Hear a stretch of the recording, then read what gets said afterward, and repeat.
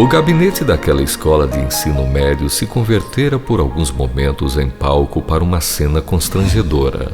Um aluno de 16 anos de idade estava ali sentado, de cabeça baixa, aguardando a sentença final. Os pais desolados olhavam em silêncio para o filho sem saber o que dizer diante daquele momento. Vários de seus professores já haviam dado seus depoimentos, todos desfavoráveis ao jovem rebelde. Se o garoto fosse expulso, seria um peso a menos na sua árdua obrigação de ensinar. Se livrassem daquele estorvo, sua tarefa ficaria mais leve, talvez pensassem alguns daqueles educadores. O silêncio enchia a pequena sala quando chegou o último professor para dar seu parecer sobre a questão. Era o professor de física. Homem maduro, lúcido, educador por excelência, sentou-se e, antes de dizer qualquer palavra, olhou detidamente nos olhos de cada uma daquelas criaturas ali sentadas e sentiu-se extremamente comovido diante da situação.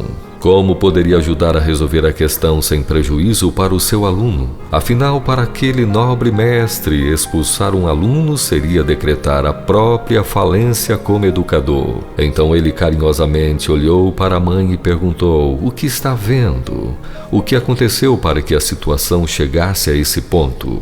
Tamanha era a vibração de ternura que emanava da voz do suave educador, que a mãe, se sentindo amparada, decidiu falar. Olhou com afeto para o filho e, num tom de extremado carinho, disse: meu filho. O jovem, diante da pequena frase que ecoou em seu íntimo com mais força do que 1000 palavras de reprimenda, desatou a chorar. Chorou e chorou compulsivamente.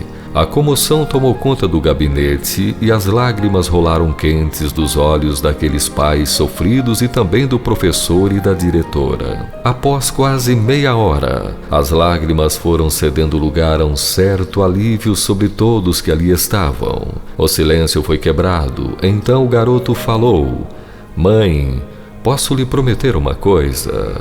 Vocês nunca mais virão à escola por motivos como este. Um ano se passou e a promessa que o jovem fez se cumpriu.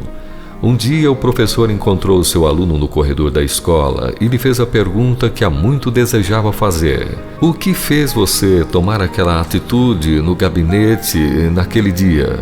E o jovem respondeu um tanto constrangido: professor, é que minha mãe nunca havia me chamado de meu filho.